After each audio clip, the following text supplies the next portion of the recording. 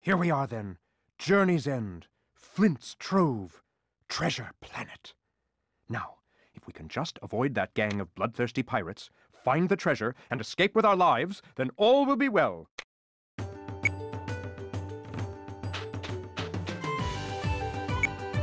Mr. Hawkins, if the area is secure, I could do with a little help holding off these pirates. The area is secure, Captain. Now I'll help you take care of those stinking pirates. 3,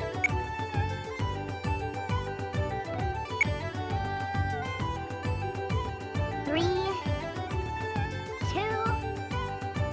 1. Hello everyone, welcome back to Treasure Planet, and we got another shooting gallery section right as the level starts, but this one's a bit different. You might see that little bar up at the top. That bar is our cooldown meter for our laser pistol. If we shoot too much too fast, then the cooldown meter will overheat, and we won't be able to fire quickly for a while. We aren't stopped from firing entirely, just we have to fire slowly if we spam the shots. So it actually encourages that you don't smash the button in a way that doesn't punish you too heavily. So I kinda like it. It's actually a really cute mechanic. As for the rest of the minigame, we just gotta shoot the pirates. If you've ever played a light gun minigame before, you know how this works. The bad guys hop out from behind stuff and you shoot them. There's no innocents to shoot like in real light gun games, so that's not a problem. We can also shoot their bullets out of the air. I'm not sure how many shots we can take before we lose the minigame, because that's never happened. Out of all the shooting gallery sections in the game, this one's probably my favorite because of the cooldown meter mechanic, and it's reminiscent of light gun games, which I really like, even though I can't play them anymore because they don't work on HD TVs.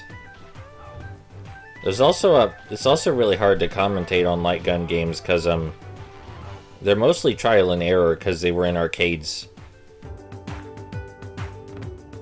Thank you, Mr. Hawkins. It appears that the good doctor has managed to stabilize my condition. Please take this as a further token of my gratitude. So to get this out of the way, we didn't actually need to come here to Treasure Planet at all. We could have skipped this world entirely and just went straight to the final boss, because we only need 18 pirate treasures to fight the final boss, and we have 19.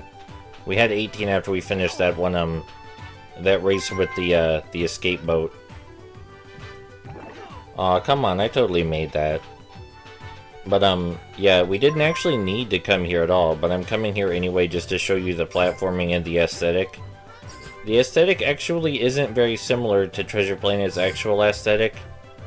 You don't see a lot of Treasure Planet, to be fair.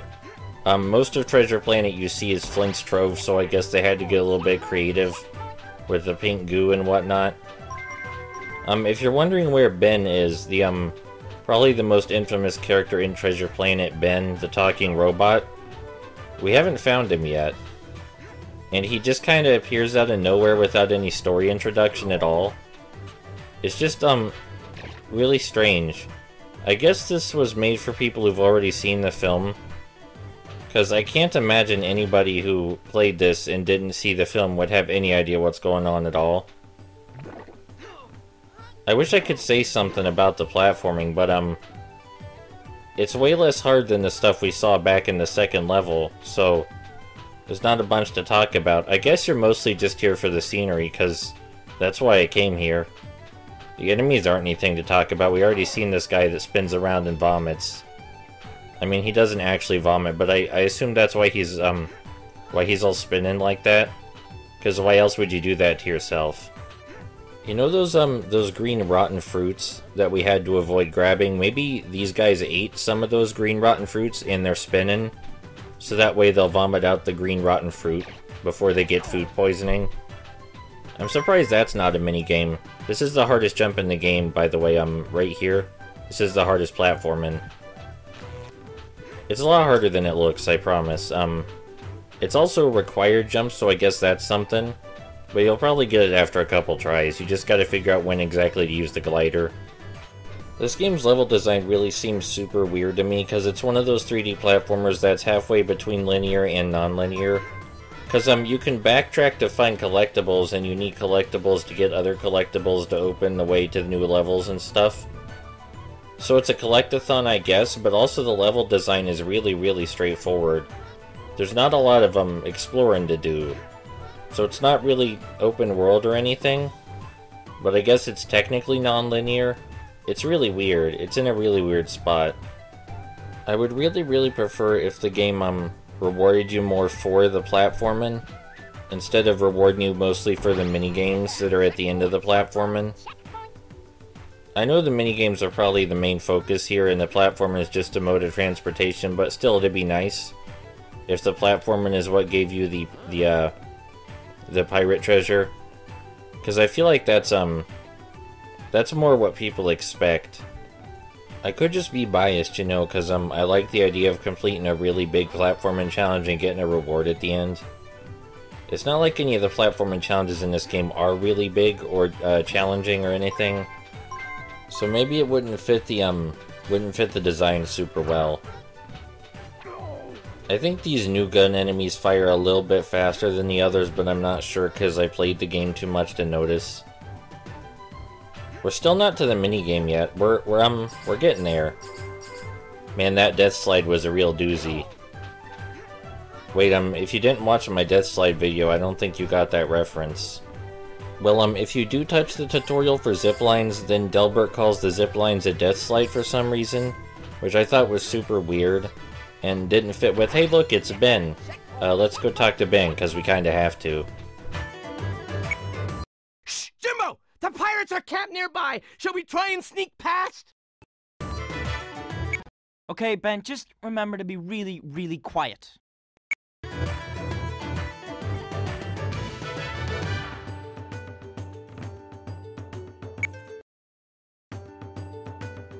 Three, two, one.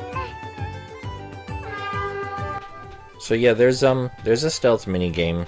Just the one though, it's just one. For some reason we gotta sneak around these guys in their lanterns, and we can't just shoot them.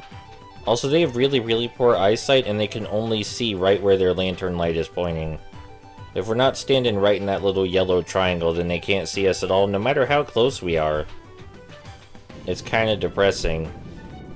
Anyway, the hardest thing about this section isn't the actual stealth or anything, it's the camera and the movement controls. Because it's not really meant for any kind of precision like this. And I know they're pretty much blind, but it's still a problem looking around corners and stuff with this camera and these controls. I love that these guys are just standing around here, shining lights on and off. Presumably for hours and hours. You know, they got assigned a post and they just gotta stand there flicking their light on and off to preserve the battery power for hours at a time. This is the hardest section because it's a really long narrow hallway and you gotta move fast. And after this is the last section where a guy runs along a winding pathway through a series of pillars, and it's real easy, assuming you don't just wait at the start because you think it's safe, because it's not safe at the start. But yeah, pretending I didn't goof that up, it's real easy to run right past him and get to the goal. And then we're done with the level. Oh, you did? You made it, Jimbo! By the way, look what I found! Pretty cool, huh? Yeah!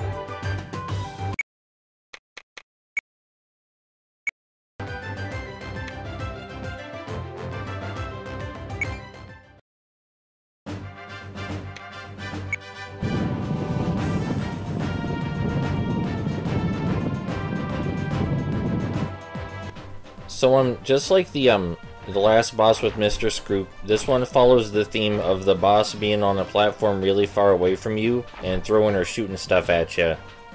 For the first phase of the boss fight, we gotta lure his shots into the crystals of the same color. And after we lure 2 shots into the crystal of the appropriate color, the crystal explodes and it hurts him. But if we hit a crystal with the wrong color, then we have to start over. It's actually as close as this game gets to requiring super precise on-foot movement, and not just jumping. I guess it's fun. There's nothing really wrong with this first section. It's kind of fun to lead the shots where they go, especially if you have to lead them around the other ones. After you're done with that segment, though, the planet crumbles some more, you know, as self-destructing planets do. And he unleashes a gimmick that's a lot more familiar, where he just shoots a whole bunch of stuff down, and we have to stand in the safe zone. You've probably seen this gimmick in a lot of other games before in different ways. The way this one works, though, is that occasionally one of the mines he fires is a dud, and we gotta pick it up and throw it back at him, where it stops being a dud and hurts him. I don't know quite how that works, but the idea is just to not stand where you're gonna get zapped, and it's real easy.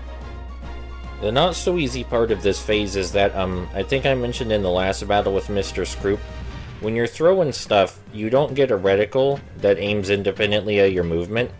Your movement determines where the reticle is. So that means it's really, really hard to throw this thing properly, especially if some of the active mines are in the way. So that can be really frustrating, but there's also checkpoints between each of these phases. So it's, I mean, mid-boss checkpoints are always nice. And it circumvents the frustration of not being able to aim your throws properly, but I still wish they would have just, would have maybe went for an auto-aiming system, or something besides this really weird idea where the reticle points where you're turned at. It's just really inconvenient.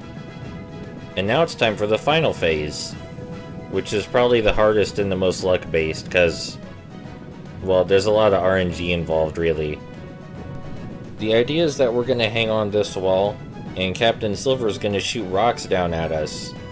And occasionally he'll shoot down a diamond by accident, and we have to throw the diamond up so his laser explodes the diamond in his face and hurts him. We missed the diamond, though. The reason this is so RNG heavy is because the rocks and diamonds fall randomly. So you never know when a diamond's going to show up, and you don't know in what pattern the rocks are going to appear.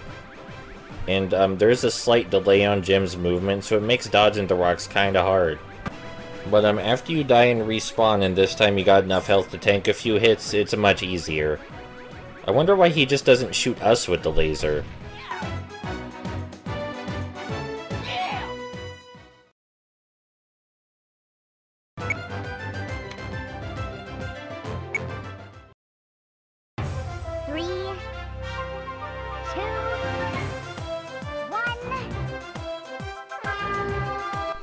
Okay, so it's time for the final race section in the game, and there's some stuff to note about this one. The most prominent thing is that the Solar Surfer in this one controls way different from Jim's previous Solar Surfers. It's a lot more wobbly, it's a lot more touchy, super unstable. Probably the most touchy of all the vehicles in the game. But I think that's intentional, because, you know, it's not really built to last, it's just made out of scrap. But it does make the turning kinda hard unless you slow down on some of the turns, which I know a lot of people have trouble with in some racing games, but yeah, just let up on the gas a little and you'll probably be fine. The second thing to note about this this final race section is that stuff changes every lap, and it's kinda cool. In the previous races, sometimes the route you would take changed between laps, but in this final race section, something always changes each lap. A platform crumbles, or a new ramp appears, or there's new holes in the ground. Something changes every lap, and it's actually really cool, and it's really nice. It's a good excuse for using 6 laps in a racing minigame, because, you know, something changes each time. Like that. See, that just crumbled. But aside from that, that's basically it for the final racing section. It's not hard. Well, at least it's not hard after you get used to how the jumping works, but I hope you got used to that in the first section, because if you didn't get used to it by now, you might actually die here a bunch. So yeah, this is pretty much it for Treasure Planet on the PS1. It's not super bad, like it wasn't super painful to play or anything, because if it was, I wouldn't have played it so many times. It's real short, and there's not a lot to it. And I guess a lot of people would probably find it depressing because not a lot of quality assurance went into the production, but it works. And that's I can't say too much nice about it, which is kind of sad, but the racing sections are real good. I think I said that already, yeah, but the racing sections, if they were more fleshed out, could probably make a game by themselves. If you want an actually good Treasure Planet game, there's the PS2 game, which is based very heavily on Jak and Daxter, and it's really, really cool. It's really creative. Some of the level designs for the Tony Hawk style sections are very atmospheric, and it has really good music. It's a very solid game all around, and I like it a lot. Its only downside is some of the collectibles, because, I don't know, all of the unique objectives in the game are really awesome, but on each level there's some missions like, collect this many coins, or collect 10 glowy orbs, and those aren't very fun. But sometimes you gotta do them to make it through the game. You don't really have a choice. Anyway, it's the final lap, and the game's over now. I had a good time recording it. I know it's not a very good game, but I wanted to share it just because it's so weird. Because it is really, really weird. There's a lot of Disney licensed game on the PS1, but most of them are better produced than this. This is just a really, really strange case. So, I hope you had fun, and I'll see you next time. Probably gonna play another 3D platformer, because that's what I do.